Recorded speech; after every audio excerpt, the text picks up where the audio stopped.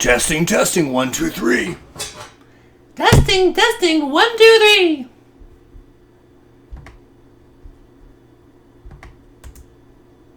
Testing, testing, 1, 2, 3. Testing, testing, 1, 2, 3.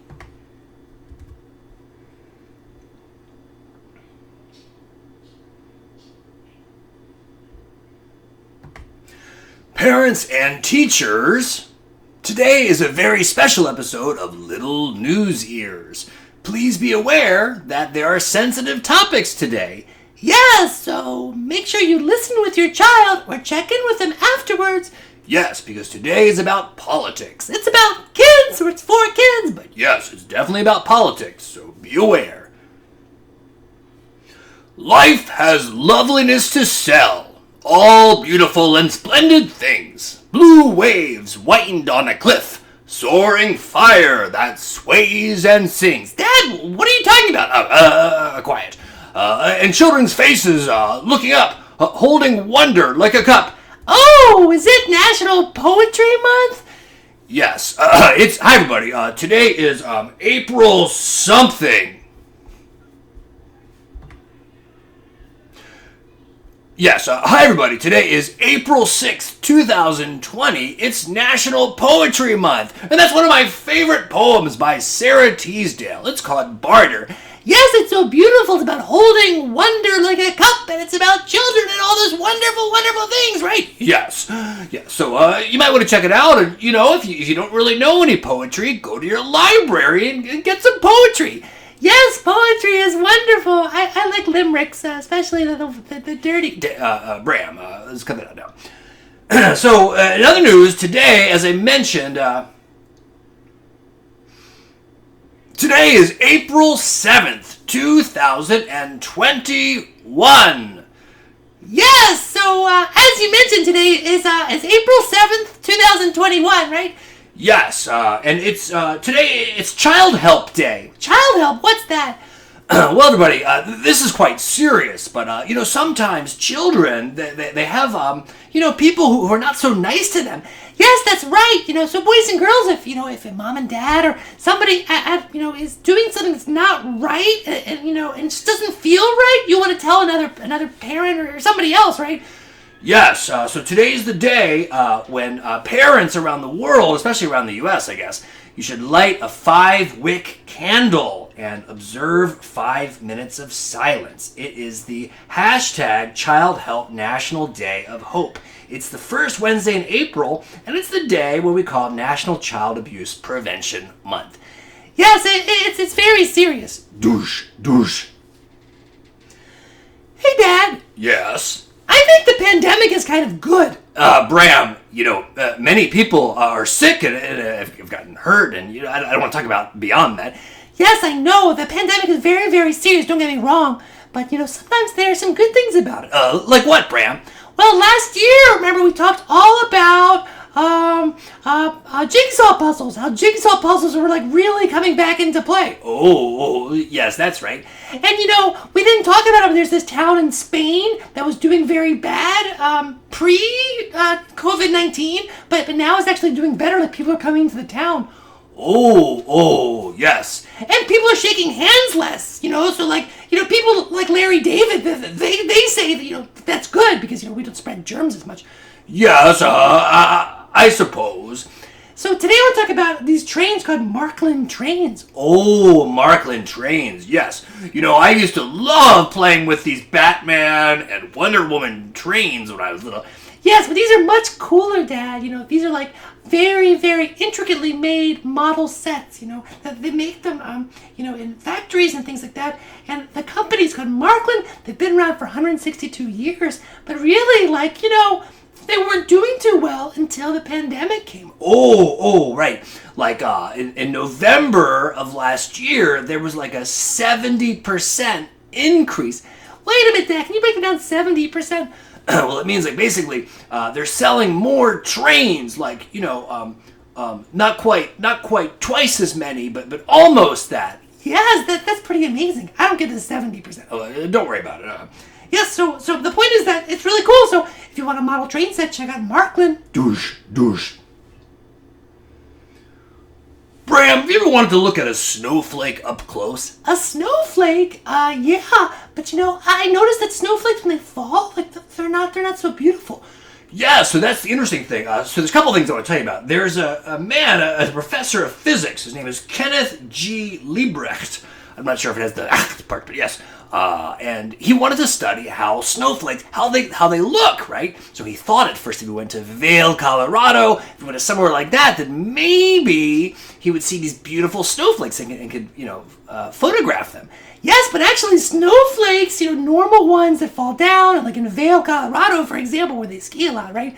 The snowflakes are actually that beautiful. Yes, that's absolutely right.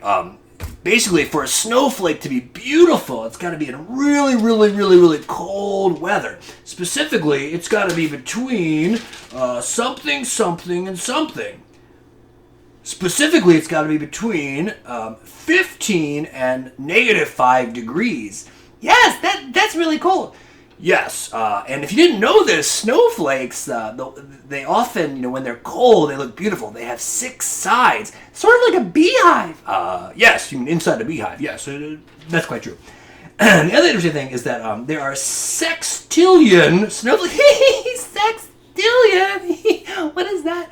It means many, many, many, many, many, many snowflakes every year.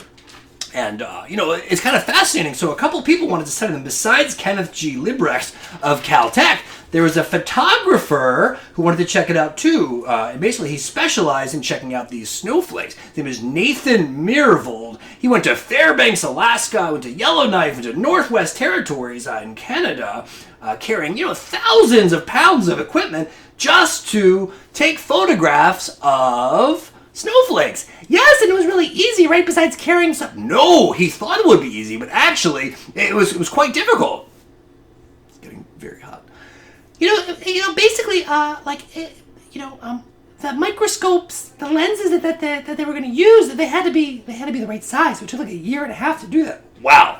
So boys and girls, if you can, find your passion, right? Because that's what education's all about, and learning, right? So these gentlemen, they wanted to learn about snowflakes, and they put all their time and energy into snowflakes.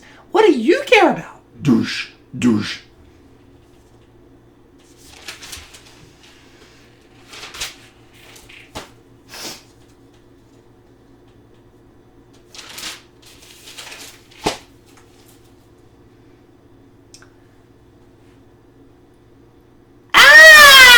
Bram, what are you doing there? I'm pretending I'm on a roller coaster. Bram, you can't scream on a roller coaster. What are you talking about? Well, the new recommendation for the CDC, that's exactly what the recommendations are. Oh my gosh! Really?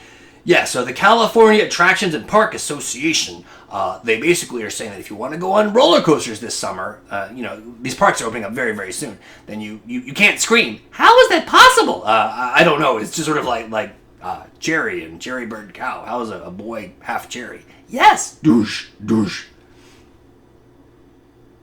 So this is really cool, Dad. Did you know that a woman, she was born with COVID antibodies? Oh, COVID antibodies. I don't really know what a COVID antibody is.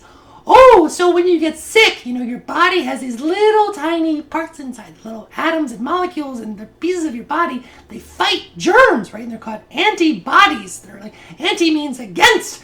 And so a woman who is 36 weeks pregnant and she's on the front line defense, out there, she's working as a nurse or a doctor or something like that, healthcare worker.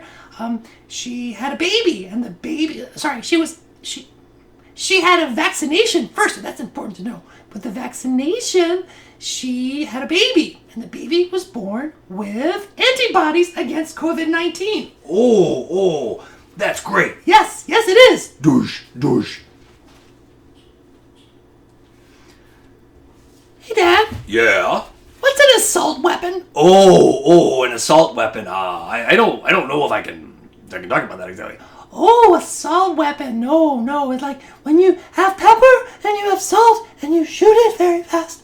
No. And that's not what. So, if you don't know this, boys and girls, in America, we have something called assault weapons, right? I don't want to get into what it is so much, but it's something that hurts people, right? So if you imagine, something you might hurt somebody with in your house, like by accident, a baseball bat or something, right? That could hurt somebody, or a knife in your kitchen, right? An assault weapon could hurt people much, much more than that. Yes. Okay. I think I know what you're talking about, like lightsabers or something. No, if you want to ask mom and dad what an assault weapon is, you can ask them, but I'm not going to really explain it here. Okay.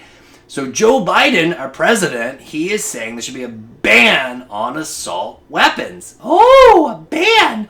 Ban means take away, right? Yes. And so if you take away the assault weapons, then people won't get hurt anymore. Well, that's where the debate is. Debate? A debate's when two sides are kind of fighting about things. But I don't understand because, there have been some really serious things that have happened in America with assault weapons, right? Well, that's I guess a perspective. Tucker Carlson was recently talking, and he said that there are a couple reasons why Joe Biden's plan against assault weapons, why it's not a good plan. Oh, okay. What were some of his reasons? Well, first he says that nobody can define what an assault weapon is. Oh, why can't anybody define it? Well, I guess people are fighting about what assault weapon is. Oh, and the second thing is that Tucker Carlson said assault weapons don't hurt people very much. But didn't something happen in Las Vegas like 4 years ago?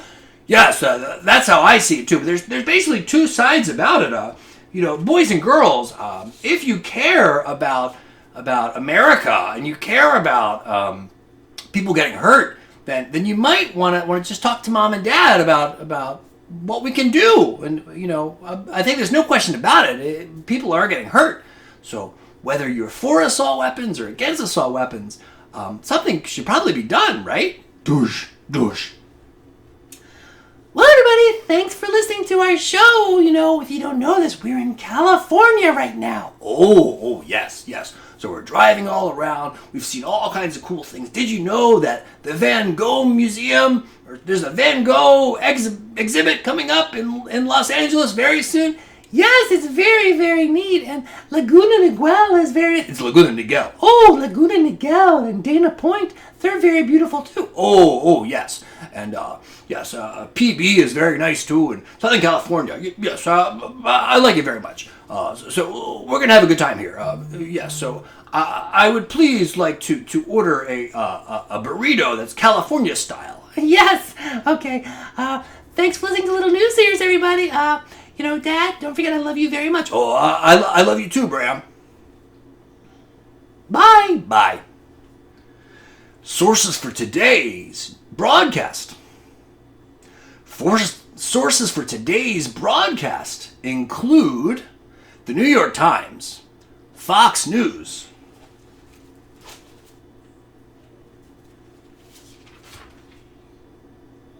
Sources for today's broadcast include the New York Times, Fox News, and the CDC website.